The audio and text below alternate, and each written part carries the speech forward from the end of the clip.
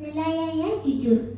Di sebuah kampung ada seorang nelayan hidupnya miskin. Kehidupan sehariannya ibarat kais pagi makan pagi, kais petang makan petang.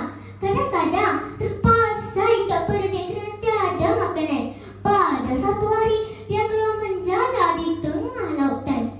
Suatu dia menarik jalannya, dia mendapati ada seekor ikan yang sangat besar dan tersangkut pada jalannya. Ikan itu sangat luar biasa. Nelayan sangat terkejut.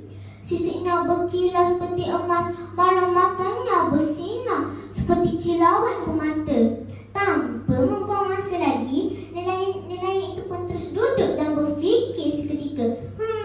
Pasti tiada sesiapa yang mahu membeli ikan ini dan akan menganggap ikan ini seperti ikan biasa. Baik, aku persembahkan ikan ini kepada raja. Raja di negeri tempat tinggalnya itu termasyhur sebagai seorang raja yang amat adil lagi bijaksana. Akan tetapi permaisuri baginda terkenal pula dengan sikap kikir serta tamak. Tanpa melengahkan masa lagi, nelayan itu pun terus ke istana. Raja merasa takjub, malah kagum kerana pertama kali melihat ikan seperti itu. Maka raja pun bertanya kepada nelayan, di manakah dia mendapatkan ikan ini? Lantas si nelayan pun memberitahu bahawa dia menangkap ikan ajaib ini di sebuah teluk. Raja sangat terkejut mendengarnya kerana keadaan laut yang bergelombang besar dan amat berbahaya kepada para nelayan turun ke laut buat masa ini. Baginda sungguh kagum dengan keberanian nelayan itu yang bersungguh-sungguh untuk mencari rezeki. Oleh itu, baginda menghadiahkan nelayan itu dengan 10,000 wang emas.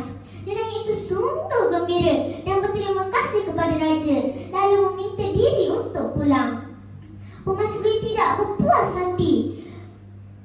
Baginda memujuk raja sehingga raja termakan kata-kata permaisuri. Permaisuri menghasut raja dengan meminta raja menitahkan kepada nelayan untuk menjelaskan ikan ini sama ada jantan atau betina. Jikalau nelayan itu menjawab jantan, maka raja perlu menyatakan bahawa ikan ini adalah betina, dan begitu juga sebaliknya.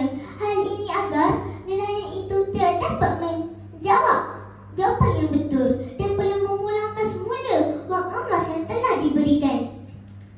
Permaisuri mendapat akal. Dengan pantas baginda bertemu pengawal istana supaya memberi sogokan berupa seutas rantai emas yang kononnya bernilai jutaan ringgit. Tetapi sebenarnya hanya rantai biasa kepada nelayan itu. Dia meminta nelayan itu pura-pura tidak tahu tentang soalan yang bakal ditanya oleh raja. Jadi, semua wang emas akan dipulangkan semula kepada raja dan akan menjadi hak milik permaisuri. Pada mulanya, nelayan termakan dengan sogokan itu kerana beranggapan rantai emas tidak akan habis nilainya berbanding wang emas yang akan habis digunakan. Namun, nelayan itu berfikir panjang. Dia berpegang teguh kepada pendiriannya. Dia sama sekali tidak akan menerima apa-apa sogokan demi kepentingan sendiri kerana buatan ini sungguh keji. Sebaik sahaja nelayan itu sampai di istana, baginda pun bertanya kepada nelayan itu bahawa ikan yang ajaib itu jantan atau betina. Tetapi lain pula jawapan yang diberikan nelayan. Nelayan menyatakan ikan itu bukanlah jantan, malah bukan juga betina, tetapi kunza. Lantas raja tertawa sambil menepuk bahu nelayan itu dan menyatakan bahawa jawapan yang diberikan sangat tepat dan bijak. Baginda berkenan untuk menghadiahkan 10,000 wang emas lagi kepada nelayan. Baginda memuji sikap nelayan yang bijak itu. Nelayan berterima kasih kepada raja dan pulang ke rumah dengan rasa gembira. Begitulah kawan-kawan cerita nelayan yang jujur. Dalam cerita ini terdapat beberapa pengajaran yang boleh kita ambil iktibar dan pelajari. Mari saya kongsikan pengajarannya. Pengajaran yang pertama ialah jangan sesekali kita memberi atau menerima apa-apa sogokan demi kepentingan diri kita.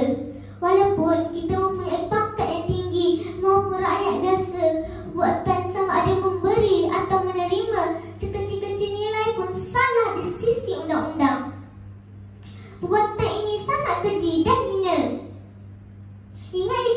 kawan, kita harus membantas gejala rasuah ini kerana kita merupakan seorang wira anti rasuah.